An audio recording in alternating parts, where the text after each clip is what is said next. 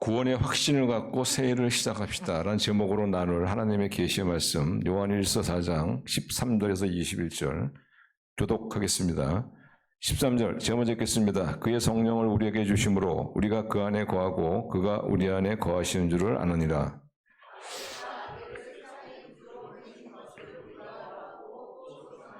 누구든지 예수를 하나님의 아들이라 시인하면 하나님이 그의 안에 거하시고 그도 하나님 안에 거하느니라.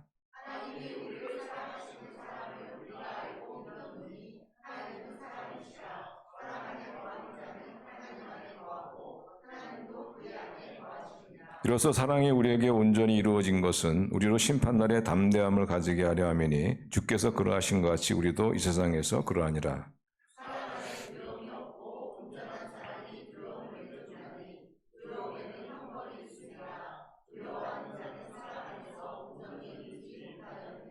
우리가 사랑하면 그가 먼저 우리를 사랑하였습니다.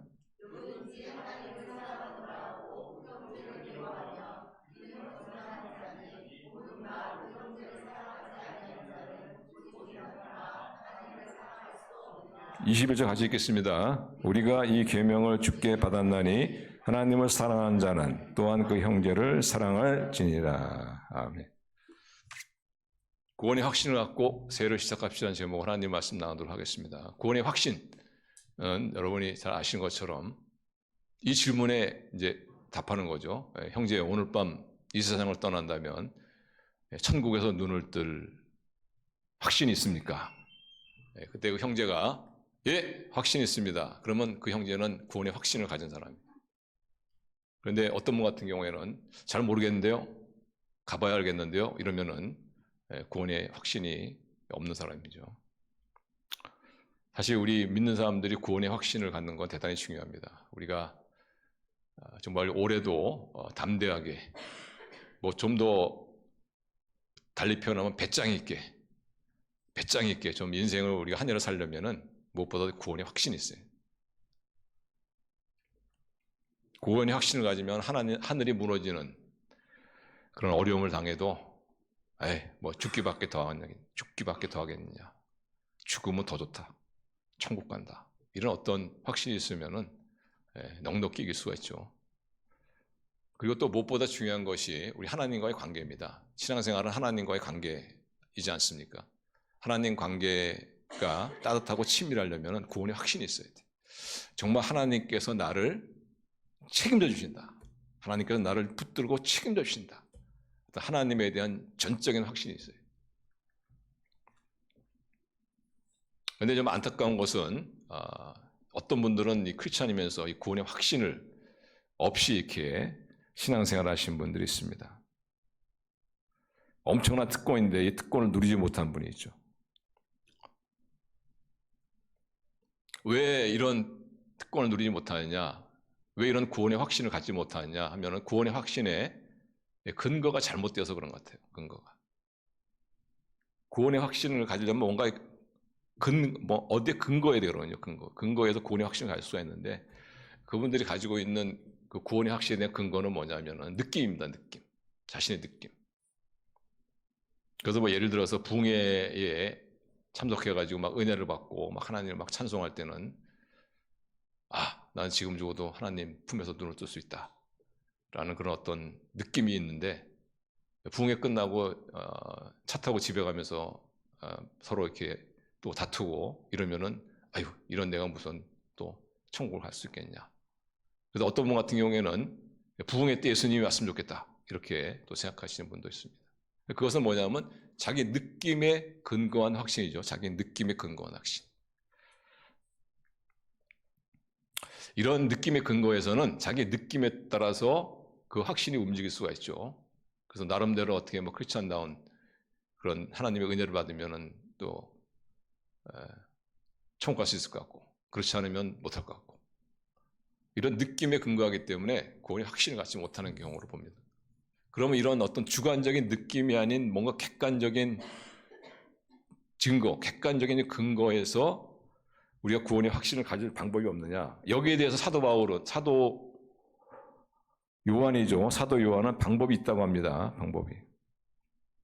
근데 여기서 본문에 보시면은 사도 요한이 구원의 확신을 표현한 그런 글이 있어요.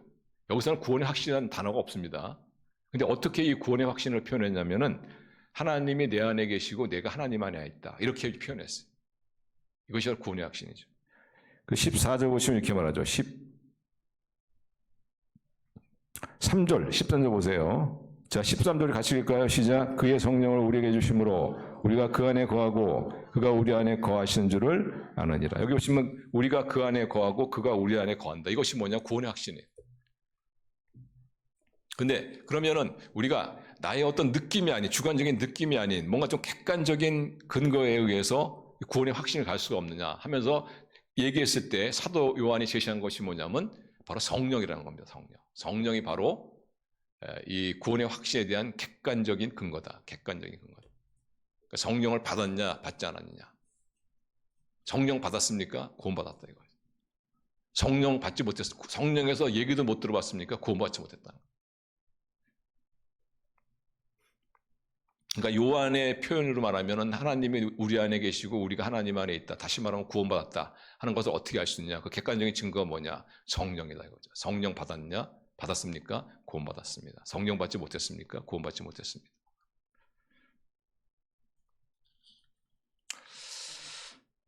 근데 우리가 좀 애매모호한 것이 뭐냐면 그러면 내가 성령을 받았는지 안 받았는지 어떻게 하냐 그죠? 성령을 받았는지 안 받았는지 어떻게 하냐. 성령은 거룩한 영이죠. 거룩한 영이기 때문에 가시적으로 우리가 볼 수 있는 게 아니거든요. 보이지 않는 가시를 볼 수 없는 영이기 때문에. 그래서 그러면 내가 볼 수 없는 그런 거룩한 영 성령을 내가 받았는지 안 받았는지 어떻게 하느냐. 그래서 어떤 교단에서는 특히 이제 오순절 계통의 교단에서는 성령 받았다는 증거로 뭐를 얘기하냐면 방언을 얘기합니다. 방언. 그래서 방언하시는 사람, 성령 받은 사람. 방언합니까? 성령 받았습니다. 이렇게 얘기하죠.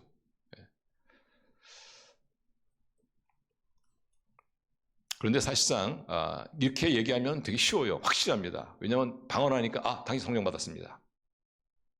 방언 안 해요? 못해요? 성령 받지 못했습니다. 이렇게 확실하잖아요. 그죠? 그런데 성령 받은 것을 방언 받은 것과 동일시하는 것은 상당한 무리가 있어요. 상당한 무리가 있습니다. 왜냐하면 다른 이교도에서도 방언하는 사람들이 있어요.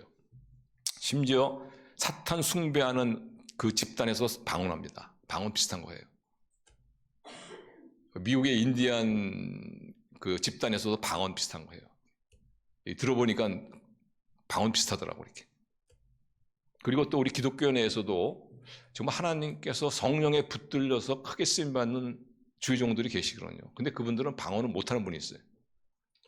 그럼 성령에 붙들려서 크게 쓰임 받는데 방언을 못했기 때문에 그분이 방언을 안 받았다? 이건 너무 문제가 된단 말이에요. 그래서 내가 성령 받았다, 이것을 방언 받았다 이렇게 동일시하기에는 너무 무리였다는 거예요.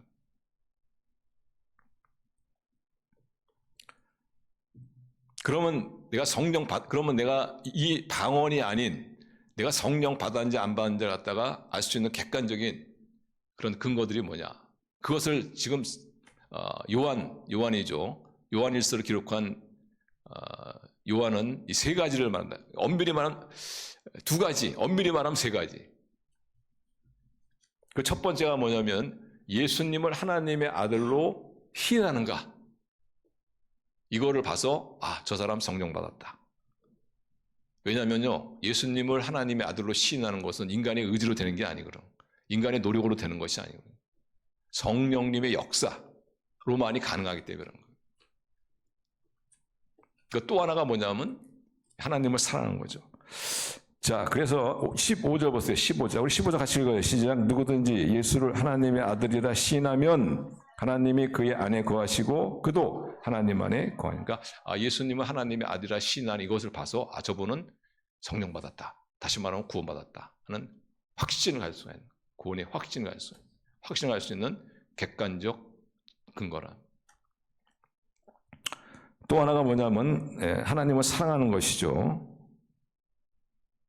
자, 16절 보세요. 16절. 자, 16절 같이 읽을까요? 하나님이 우리를 사랑하시는 사랑을 우리가 알고 믿었노니 하나님은 사랑이시라. 사랑 안에 거하는 자는 하나님 안에 거하고 하나님도 그의 안에.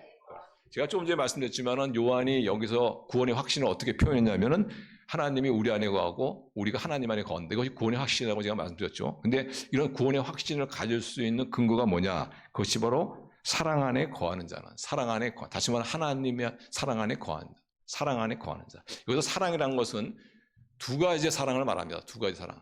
하나님에 대한 사랑과 이웃에 대한 사랑을 말한다. 그러니까 구원의 확신을 가질 수 있는 객관적인 근거는 뭐냐? 예수님을 하나님의 아들로 시인하는 것 한 가지하고, 그 다음에 하나님을 사랑하는 것 두 가지, 그 다음에 이웃 형제를 사랑하는 것 세 가지. 요것으로 이 근거를 봐서 저 사람은 구원받았다. 왜냐하면은 예수님을 하나님의 아들로 시인하는 것과 하나님을 사랑하는 것과 이웃을 사랑하는 것은 인간의 의지와 노력으로 불가능합니다. 절대 할 수가 없어요. 어떻게 가능하냐? 성령의 도우심, 성령의 역사만이 가능하다는 거예요. 그래서 저 사람이 예수님을 하나님의 아들로 시인하고 하나님을 사랑하고 또 이웃 형제를 사랑한다. 그러면 성령이 저분 안에 역사하는구나. 저 사람은 성령 받은 사람이구나. 그래서 저 사람은 구원받았다. 이렇게 세 가지의 근거를 이야기하고 있습니다.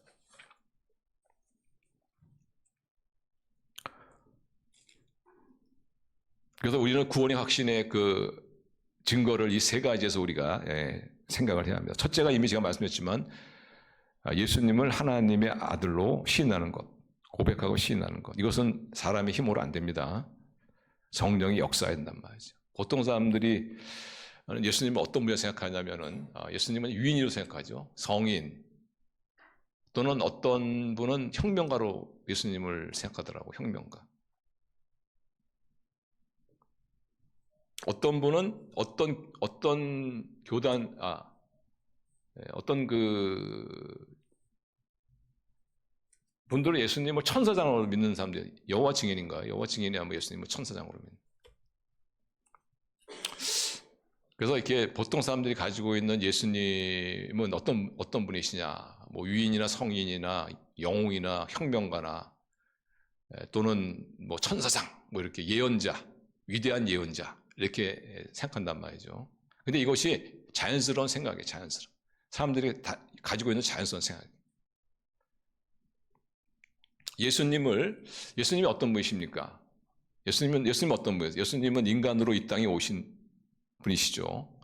어디에 오셨습니까? 베들레헴이라는 아주 작은 마을에. 거기서 태어나시고 그 다음에 대부분의 시간을 어디서 보냈냐면 나사렛이라는 정말 아주 정말 볼품없는 그런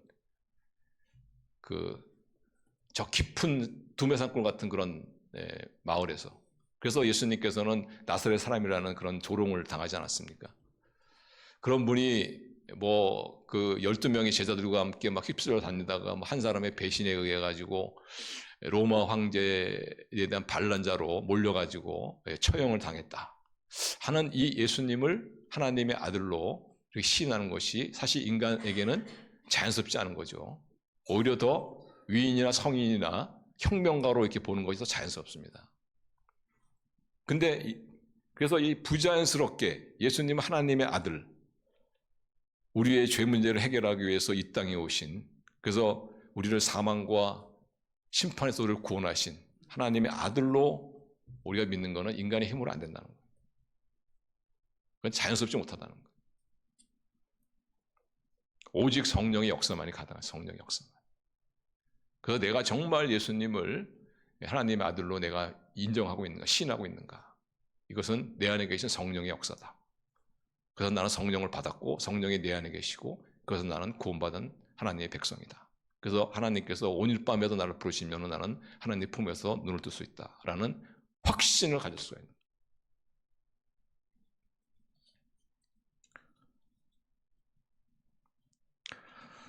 그래서 우리 성도님들이 올해를 이렇게 살아가기 전에 정말 나는 우리 성도님들 예수님을 하나님의 아들로 믿습니까? 예, 아멘.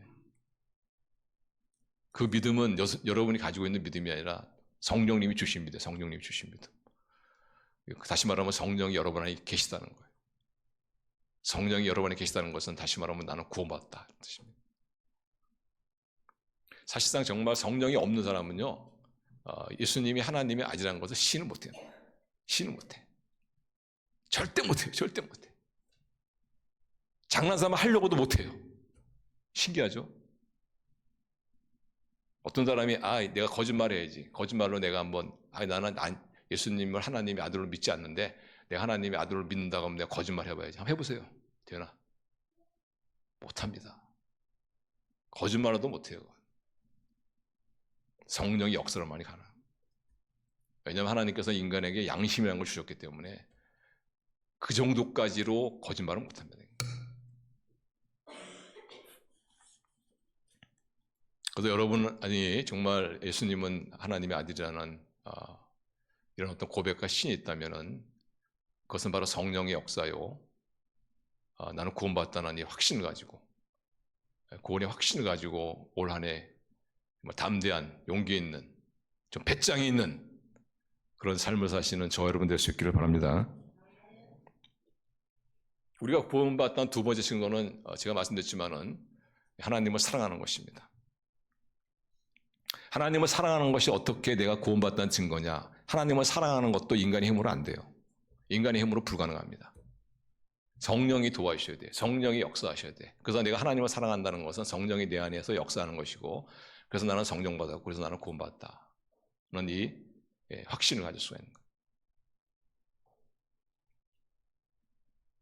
사실 인간이 갖고 있는 하나님에 대한 자연스러운 감정은 무엇일 것 같습니까? 하나님에 대한 자연스러운 감정이 뭘까요? 두려움이죠, 두려움. 조금 더 비약해서 말씀드리면 공포입니다. 인간은요, 하나님에 대한 공포가 있어요. 왜냐하면 잘은 모르지만 그 신이라는 것이, 하나님이라는 존재가 막강한 파워를 가지고 있다. 근데 막강한 파워를 가지고 있는 그분이 나의 일거수일투족을 다 보고 계시다. 심지어는 내 안에 있는 동기마저 다 살피고 계시다. 그분이 내 인생에 최종적으로 심판하실 분이시다. 이런 생각을 어렴풋나마 가지고 있기 때문에 인간이 가지고 있는 하나님에 대한 자연스러운 감정은 두려움이라, 공포라는 거예요.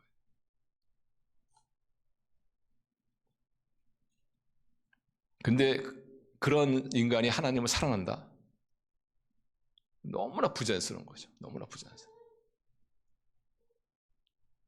그래서 이런 하나님을 사랑하는 것을 봐서 이게 성령의 역사구나. 성령이 내 안에 계시구나. 나는 구원받았다. 확신을 가질 수가 있는. 그러면 우리에게 이런 의문이 듭니다. 그러면 내가 하나님을 사랑하는지 안 하는지 어떻게 알 수 있느냐?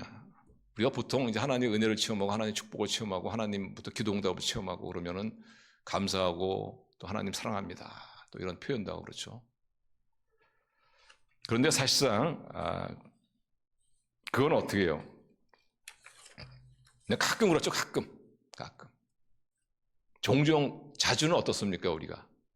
하나님을 하루 종일 의식하지도 않고 살 때도 많잖아요.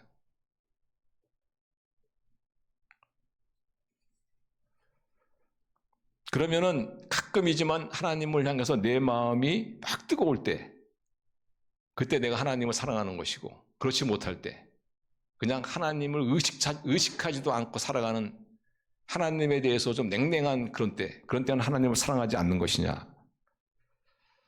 뜨거우면 하나님을 사랑하는 것이고 하나님에 대한 관심과 인식이 없으면 하나님을 사랑하지 않는 것이냐? 요한은 그렇지 않다고 해요. 그거는 하나님을 사랑하는지 안 사랑하는지 정확한 기준이 아니라는 거예요. 그거는. 그래서 여러분, 하나님을 향한 내 마음이 뜨거웠으니까 하나님 사랑한다 이렇게 말할 수 없어요. 또 하나님을 향해 내 마음이 냉랭하니까 나 하나님을 사랑하지 않는다 이렇게 말할 수도 없어요. 왜냐? 기준이 잘못되었기 때문에. 그럼 하나님을 사랑하는지 안 사랑하는지를 분별할 수 있는 기준이 뭐냐? 그게 바로 하나님에 대한 담대함입니다. 하나님에 대한 담대함을 가지고 있는 분은 하나님에 대한 두려움이 아니라 하나님에 대한 담대함을 가지고 계신 분들은 하나님을 사랑하는 분이에요. 하나님에 대한 담대함을 제가 달리 표현하면 편안함입니다. 편안. 하나님을 편안하게 생각하시는 분은 하나님을 사랑하는 사람. 사실 두려움과 사랑은 병존할 수 없죠. 사랑과 존경은 함께 갈 수 있어요. 근데 두려움과 사랑은 절대 함께 할 수 없어. 두려움이 있다, 사랑하지 않는 거예요. 근데 그분이 편하다, 그분에 대한 뭔가 담대함이 있다, 사랑하는 거예요. 그래서 이 오늘 성경 말씀을 보시면 어떻게 사랑이 두려움을 내어 쫓나니, 두려움을 내어 쫓나니. 자, 17절 한번 볼래요. 17절. 자, 17절 같이 가 시작. 이로써 사랑이 우리에게 온전히 이루어진 것은 우리로 심판날에 담대함을 가지게 하려 함이니 주께서 그리하신 것 같이 우리도 이 세상에서 그러하냐. 18절도 같이 가 시작. 사랑 안에 두려움이 없고 온전한 사랑의 두려움을 내쫓나니 두려우면은 형벌이 있음이라. 두려워하는 자는 사랑 안에서 온전히 이루지 못하느니라.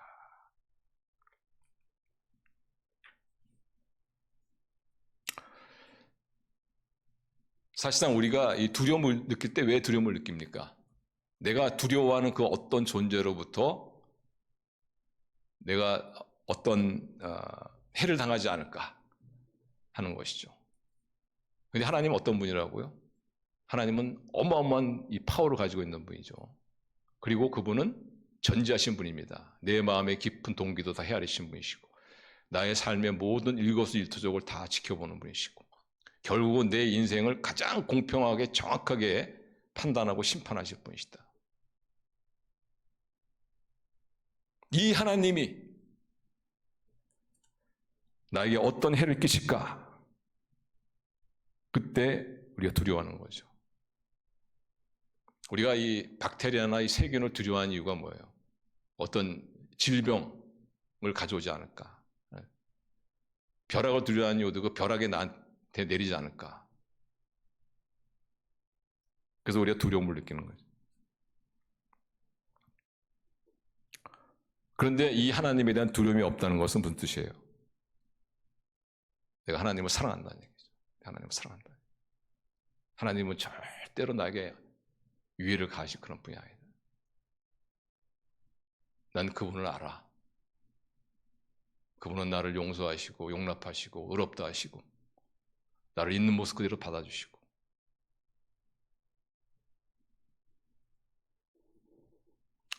그래서 하나님 앞에 뭔가 편한 마음이 있고 담대함이 있어요. 이게 바로 하나님을 사랑하는 것입니다. 이렇게 하나님을 사랑하는 것은 우리 인간의 노력으로는 불가능해요. 성령이 역사해야 돼요. 성령이 내 안에 계시다는 것이죠. 그래서 성령이 내 안에 계시고 그래서 나는 구원받았다. 요한의 표현을 빌린다면 하나님이 내 안에 계시고 내가 하나님 안에 있다.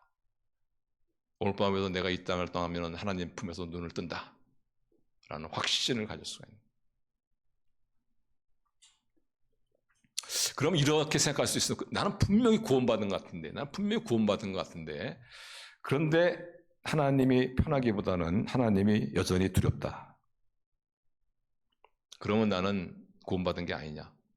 나는 분명히 구원받은 것 같은데 하나님이 여전히 두렵다.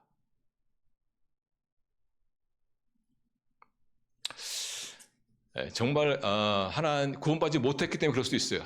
그럴 가능성도 있고 또 다른 가능성이 뭐냐면은 아직 사랑이 완성되지 않았기 때문입니다. 우리가 사랑이 완성돼야만 구원받는 건 아니에요. 근데 우리 구원을 받았지만 아직 사랑이 완성되지 않았기 때문에 하나님이 편한 대상이 아니라 여전히 두려움의 대상이라는 것이죠. 사랑이 완성되지 못했다는 것이 무슨 뜻이냐? 하나님에 대해서 아직 잘 모른다는 얘기입니다. 사실상 우리가 예수님을 주님으로 구원자로 영접할 때 우리가 예수님에 대해서 모든 걸 알고 영접하는 게 아니거든요. 잘 몰라요, 사실. 그런데 주님, 저의 인생의 주인이 되어주시고 그래서 주님이 원하는 그런 삶을 살게 하시고 주님이 원하는 그런 사람을 저를 만들어 주십시오. 제가 예수님을 영접합니다. 이 정도의 어떤 지식을 가지고 우리가 예수님을 주님을 영접하는 것이, 예수님에 대해서 모든 걸 속속히 알고 예수님 영접하는 사람은 없습니다. 사실. 그리고 우리가 가지고 있는 보통 하나님에 대한 이미지는 성경적 이미지보다는 내가 성장한 가정에서 아버지로부터 받은 이미지가 많아요. 저도 그런 경험이 있고, 또 제가 그 과거에 만난 한 분 같은 경우에는 40년, 50년 신앙생활 했음에도 불구하고 제가 이렇게 보니까 하나님에 대한 이미지가 잘못됐어. 왜곡된 하나님의 이미지를 가지고 있더라고.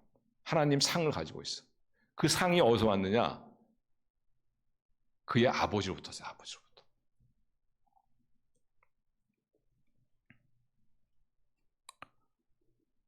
그래서 이 아버지가 용서를 잘 하지 못하는 분이시면은, 그런 아버지 밑에서 성장하신 분은 용서하시는 하나님을 받아들이기가 굉장히 어렵습니다. 굉장히 어려워요. 맨날 야단만 맞고 성장하신, 자란, 맨날 야단만 치는, 칭찬하고 맨날 야단만 치는 아버지 밑에서 성장하신 분은 하나님이 나를 있는 모습 그대로 받아준다는 것을 받아들이기가 굉장히 어려워. 그러니까 어떻게 하나님에 대한 불편함이 있는 거예요. 내가 하나님께 야단맞지 않을까?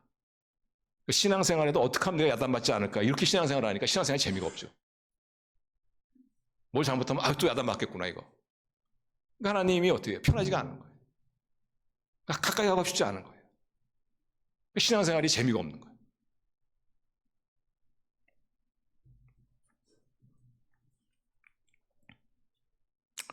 아주 엄격하고 냉정한 아버지 밑에서 성장하신 분은 하나님이 나를 사랑하신다는 것을 받아들이기가 굉장히 어렵습니다.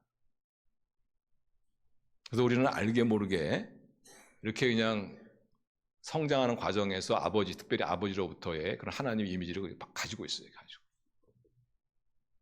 가지고 그것을 그대로 하나님의 이미지로 이렇게 투사시키는 거예요.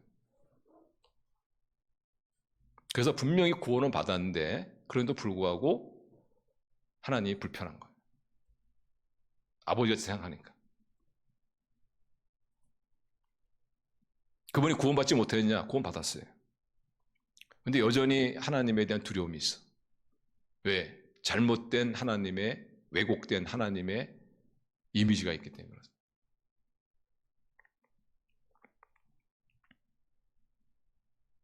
하나님을 잘 몰라서 그래요. 아니요. 하나님은요, 하나님 잘 몰라도 괜찮아요. 괜찮습니다. 우리가 뭐 하나님을 알면 얼마나 알겠습니까?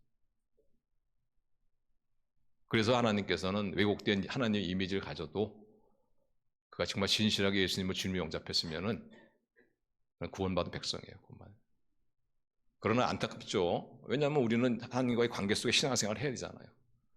구원받았음에도 불구하고 하나님과 편한 관계를 가지고 하나님과 사랑의 관계를 갖고 이렇게 해야 되는데 그렇지 않냐고, 하나님을 여전히 두려워하고 기피하는 대상이 된다면은 참 우리 신앙생활이라는 것이 불행할 수밖에 없는.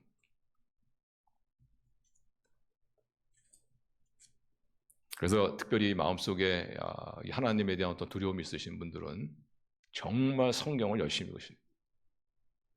그냥 설교만 듣고 이러면 안 돼요. 바뀌지 않습니다. 내가 진짜 성경하고 부딪혀야 돼. 고시 공부하듯이 성경을 읽으시고 성경을 연구하셔야 돼. 거기서 진짜 하나님을 만나야 돼. 성령이 역사하실 것입니다. 성령이 역사하십니다. 왜냐하면 성경은 성령의 영감으로 기록된 책이기 때문에. 그래, 정말 성령님, 제가 정말 진짜 하나님을 만나고 싶습니다. 정말 내 마음 가운데 진짜 하나님에 대한 상을 갖고 싶습니다. 라고 마음을 가지고 성경을 읽으면 성령께서 도와주신단 말이죠. 진짜 하나님을 만나게 되고, 진짜 하나님을 만나면 그 하나님을 사랑하지 않을 수가 없다. 그 하나님과 편해지지 않을 수가 없다. 나를 용납하신 하나님, 나의 모든 죄를 용서하시는 하나님, 나를 의롭다고 하신 하나님, 내가 아무리 극악무도한 죄를 졌어도 회개하면 그 모든 것을 용서해 줄 뿐만 아니라 기억하지도 아니하신 하나님, 그 하나님을 우리가 어떻게 안 좋아할 수가 있겠어요? 그 하나님이 얼마나 편합니까? 그래서 이 자꾸 성경을 말하면 뭐냐면 사랑은 두려움을 내어준다. 사랑은 두려움을 내어준다.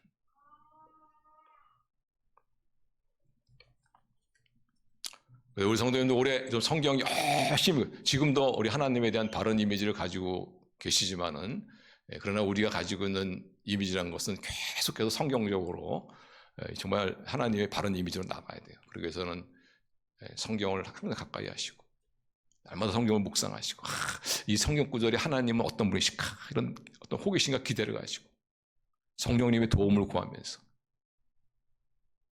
그런 놀라운 참 하나님을 만나시고, 그래서 하나님을 더 사랑하지 않을 수 없는, 하나님과의 관계가 더 편하고 행복한, 그래서 나는 성령 받은 사람이고 구원받은 사람이다 라는 확신을 가지시는 저 여러분 될 수 있기를 바랍니다.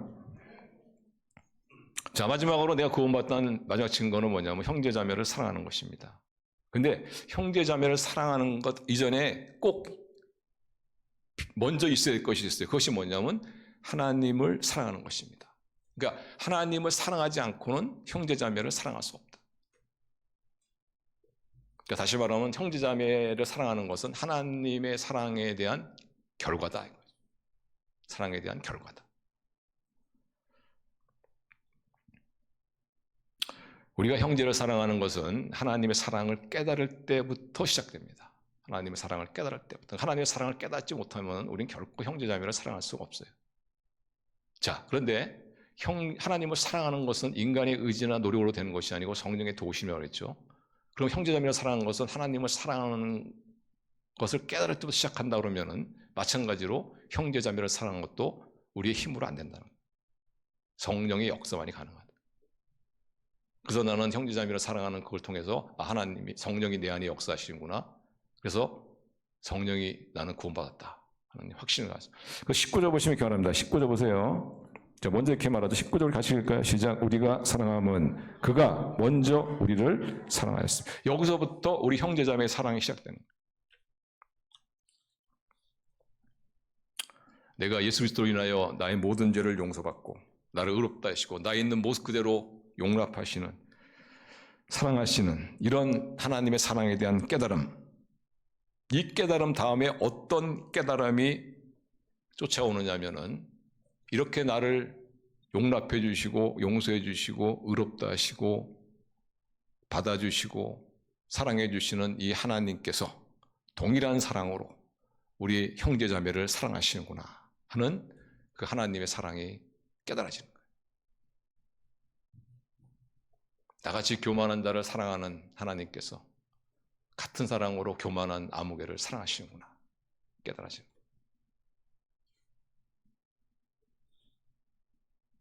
나같이 고집센, 고집불통인 이런 나를 사랑하시는 하나님께서 동일한 사랑으로 저 고집불통 아무개를 사랑하시는구나 하는 그 하나님의 사랑이 깨달아지는 거예요.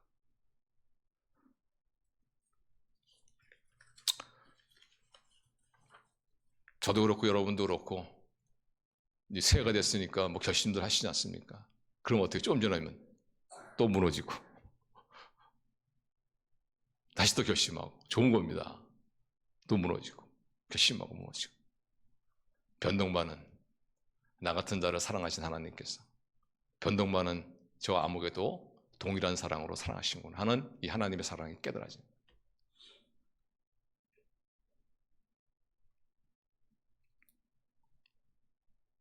그 다음에 우리가 하나님을 조금 더 알게 되면 이런 깨달음이 또 쫓아옵니다.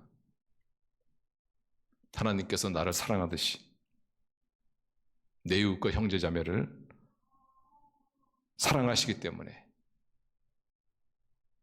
내가 형제자매를 사랑하면 하나님께서 기뻐하시겠구나.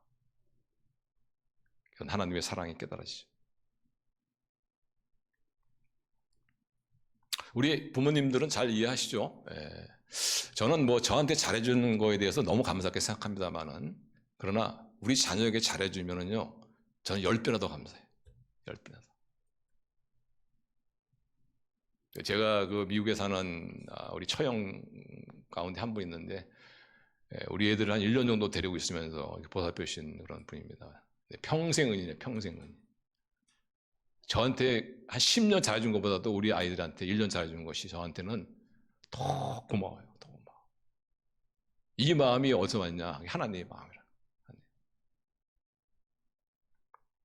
그래서 나를 사랑하시는 하나님께서 또 이웃자매를 사랑하시고, 그래서 이웃자매를 사랑하는 그 사람을 우리가 사랑하면 하나님은 더 마음이 기쁜 겁니다. 더 마음이. 그래서 여러분 마태복음 25장에 보시면 그 심판날에 있을 때 일어나는 일들을 얘기하는 거거든요. 임금이라는 사람이 거기 모여있는 사람을 둘로 나눕니다. 오른편, 오른쪽, 왼쪽 나눠요.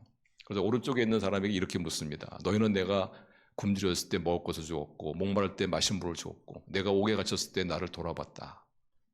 근데 그 사람들이 깜짝 놀라는 거야. 아니 우리가 언제 목마를 때 물을 주었고 배고플 때 먹을 것을 드렸고 감옥에 있을 때 돌아봤습니까? 우리 그런 적이 없습니다. 그때 예수님께서 이렇게 말씀하신다. 자, 마태복음 25장 40절. 자, 같이 읽어요. 시작. 임금이 대답하여 이르시되 내가 진실로 너에게 이르노니 너희가 여기 내 형제 중에 지극히 작은 자 하나에게 한 것이 곧 내게 한 것이니라 하시고. 이거죠. 바로 이 자, 내가 사랑하는, 하나님이 사랑하는 그 어떤 자를 대한 것이 곧 하나님께 한 것이다. 그러니까 내가 어떤 소자에게 마실 물을 줬어요. 그것은 뭐냐면 하나님께 마치 마실 물을 드린 것 같다. 그 다음에 왕이 왼쪽에 있는 사람들이 이렇게 말합니다. 그러나 너희들은 내가 목마를 때 마실 물을 주지 않고 배고플 때 먹을 것을 주지 않았고 내가 오게 했을 때 나를 돌아보지 않았다. 그러니까 이들이 깜짝 놀라는 거예요. 아니 말씀을 하셨어야죠. 말씀을 하셨으면 이렇게 또 얘기하는 거예요. 그때 임금이 이렇게 얘기합니다. 45절 보시면 이렇게 얘기합니다. 같이 읽어요. 시작. 이에 임금이 대답하여 이르시되 내가 진실로 너에게 이르노니 이 지극히 작은 자 하나에게 하지 아니한 것이 곧 내게 하지 않은 것이니라 하시니라. 우리가 왜 형제자매, 특별히 우리 같이 믿는, 우리 예수님을 믿는 우리 형제자매들 우리가 사랑해야 되느냐? 그건 의무이기 때문에 책임이기 때문에 하는 것이 아닙니다. 하나님께 잘 보이려고 하는 것이 아니에요. 하나님이 그들도 사랑하시기 때문에. 그래서 내가 그 하나님을 사랑하기 때문에, 내가 하나님을 사랑하기 때문에 하나님이 사랑하는 그 사람을 내가 사랑하는 거예요. 우리가 형제자매를 사랑하는 이유는 하나입니다. 하나님을 사랑하기 때문에. 그 형제자매를 봤을 때는 사랑하고 싶은 마음이 조금도 없어. 너무나 소위 말하면 사람으로서 어떤 행실도 못하는 것 같아. 그런데 그런 자를 하나님이 사랑한단 말이에요. 그래서 그 하나님을 내가 사랑하기 때문에.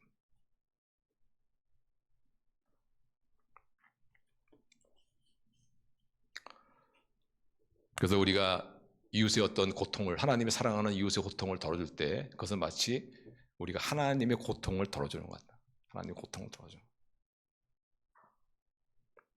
그래서 4장 20절, 21절 이렇게 말합니다. 같이 읽어요. 시작. 누구든지 하나님을 사랑하노라고 그 형제를 미워하면 이는 거짓말하는 자니 보는 바 그 형제를 사랑하지 않는 자는 보지 못하는 바 하나님을 사랑할 수 없느니라.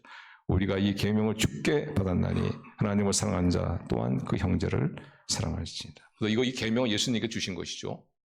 근데 그 계명이 뭐냐면은 너희는 서로 사랑하라 하는 거죠. 서로 사랑해야 될 그 명분이 뭐냐? 바로 하나님을 사랑하기 때문에 그렇다. 하나님을 사랑하기 때문에. 그래서 하나님을 사랑하는 것과 이웃을 사랑하는 것은 당연한 결과다. 하나님을 사랑하는 것은 당연한 결과다. 그럼 이런 생각을 할 수가 있습니다. 나는 분명 구원받은 것 같은데 그런데 내가 저도 그런 생각 자주 하거든요. 그런데 내가 형제 자매를 사랑 뭐 전혀 안 한다 이렇게 뭐 말은 못하지만 그러나 이게 좀 만족할 만큼 사랑하지는 못하는 것 같다. 그럼 나 형제 자매를 만족할 만큼 사랑하지 못하기 때문에 그럼 난 구원받지 못한 것이냐? 이런 의문을 갈 수가 있거든요. 둘 중에 하나예요. 진짜 구원받지 못할 수도 있고, 그러나 또 하나는 뭐냐면 앞에서 이게 말씀드렸지만 사랑이 아직 완성되지 않았기 때문에, 사랑이 완성되지 않았기 때문에. 사실 이웃에 대한 사랑은 우리가 이렇게 완성된 사랑이 아닐 수가 있죠. 그렇다고 해서 이웃을 사랑하지 않냐 그것도 아니에요, 사실. 우리 사랑이 완성되는 게 뭡니까? 행동으로 옮길 때죠. 행동으로 옮길 때. 내가 머릿속으로 생각하고 있고 그냥 마음속으로 생각할 때는 아직까지는 사랑이 완성된 건 아니죠. 그러나 그것이 행동으로 시행됐을 때 그때 사랑이 완성돼요.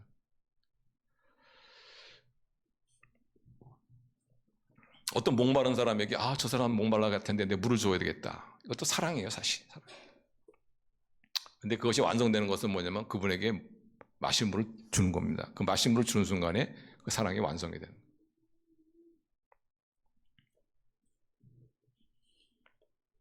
그래서 우리가 나는 분명히 구원받은 것 같은데 이웃 형제를 사랑하지 않는다 했을 때 구원 받았어요. 그렇지만 아직 사랑이 완성되지 않은 겁니다. 그래서 우리는 이 사랑을 완성하는 과정을 통해서 어떻게 우리가 구원의 확신을 더 가질 수가 있는 거예요. 구원의 확신을 더 가질 수가 있어요. 왜냐하면 이웃 형제를 사랑하는 것은 성령의 능력이 아니고 불가능하거든요.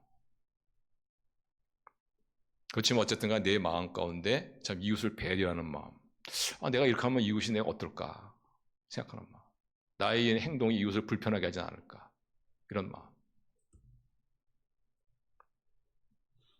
이것도 역시 사랑의 시작입니다. 그렇기 때문에 내가 그런 행동을 안 한다 하면은 그것은 이제 사랑의 완성이 되는 거예요. 참 이렇게 하는 게 쉽지가 않아요, 사실. 사랑한다는 게 쉽지가 않습니다. 왜 쉽지 않느냐? 우리는 사랑 그러면은 너무 거창한 사랑만 생각해. 거창한. 그래서 그걸 좀 줄여가지고 조그만 것부터 한번 사랑을 시작해봐요. 그럼 할 수 있어요, 여러분. 조금만 못하면.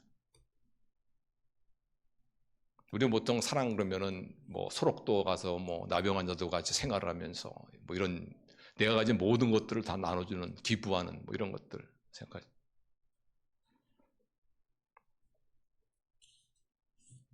근데 예수님께서 뭐라고 했어요? 목마를 때 마실 물을 주고 배고플 때 먹을 것을 좀 쥐어주고. 우리는 사랑하려고 하면 이런 생각 들죠. 난 너무 바빠서 못하겠다. 여유가 없다. 돈이 없다. 가진 것이 없다. 근데 만약에 여러분이 진짜 그런 생각이 정당화되려면은 여러분이 도둑 맞을 것이 없다. 이런 분은 이게 맞아요. 이게 맞아요. 난 도둑 맞을 것이 없다. 그래서 난 도둑 맞을 것이 없기 때문에 나는 우리 집에는 대문이 없다. 나는 모든 걸 다 공개하고 가져가도 괜찮은 것들만 도둑 맞을 것이 없기 때문에. 근데 도둑 맞을 것이 있다 그러면은 뭔가 그것을 가지고 이웃을 섬기겠다는 거예요. 그렇습니다. 우리가 좀 찾아보면은 따뜻한 말이라든가 또는 상대방 입장에서 이렇게 생각해보는 그런 거죠. 뭐 어떤 사람한테 기도해드리는 것 너무 큰 사랑이죠. 기도해드리는 거 엄청난 사랑입니다. 전도하는 것 엄청난 사랑이죠. 엄청난 사랑.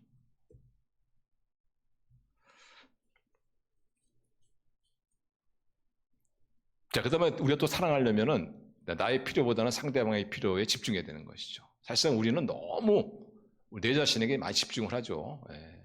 자기중심적이에요, 인간은. 자기중심적. 이것을 그래서 나의 외로움, 나의 어떤 부족함, 또 나의 문제, 나의 어떤 아픔, 상처 이런 것들에 우리 집중하잖아요. 이렇게 내 자신에게 집중하는 우리는 이웃 형제를 사랑하기가 어렵습니다. 사실. 이웃 형제 사랑하려면은 좀 나를 떠나서 좀 이웃의 필요에 좀 관심을 가져야 돼요. 외롭다. 사실 외롭지 않은 사람이 누가 있습니까? 인간은 외로운 존재예요. 인간은 외로운 존재입니다. 인간은 고독한 존재예요. 그래서 외롭다 이렇게 하지 마시고 나에게 집중하지 마시고 외로워하고 있는 그 어떤 사람과 함께 같이 외로움을 나누는 거죠. 그 정도면 엄청난 사랑이죠.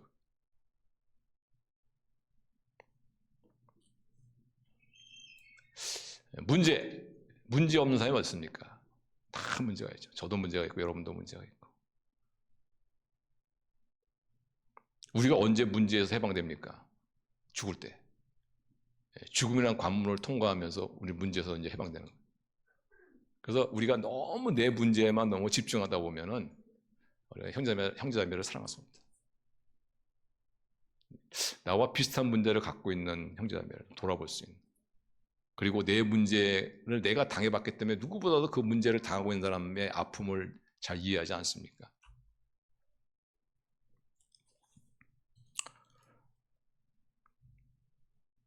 형제자매 여러분, 우리 성도님들, 올해 2024년 우리 구원의 확신을 가지고 한번 멋있게 출발하시는 그런 한 해가 되시기를 바랍니다. 정말 내가 예수님을 느낌이 아니라 어떤 느낌에 근거한 그런 주관적인 어떤 확신이 아니라 객관적인 어떤 근거예요. 내가 예수님을 정말 하나님의 아들로 내가 신하고 있는가? 신하고 있다면 이것은 성령의 역사요. 성령이 내 안에 계시다는 것이요. 다시 말하면 나는 성령 받은 자요. 나는 구원받은 자다. 라는 확신을 가지시고 또 한 걸음 더 나가서 우리 하나님을 사랑하고 내가 하나님을 정말 편하게 대하고 있는가? 그리고 그 하나님의 사랑이 우리 이웃의 사랑으로 이렇게 점점 영역이 넓혀졌어요. 그래서 우리 하나님을 편하게 대하시고 또 우리 하나님을 사랑하는 사람들, 조그만 것이지만 나라는 이 존재에서 좀 넘어서서 우리 이웃들에게 저번의 입장에는 어땠을까? 이런 것들을 좀 생각하면서, 그래서 우리 사도 요한이 표현한 것처럼 하나님이 너희 안에 있고 너희가 하나님 안에 있느니라. 하나님 안에, 하나님과 함께, 하나님이 내 인생 2024년도도 내가 하나님 안에 있다는 거, 그것을 여러분 확신하시고 그 하나님과 더불어 우리 2023년 살아가시는 그런 우리 멋진 우리 성도님들 되시기를 주님의 이름으로 축원합니다. 기도하겠습니다.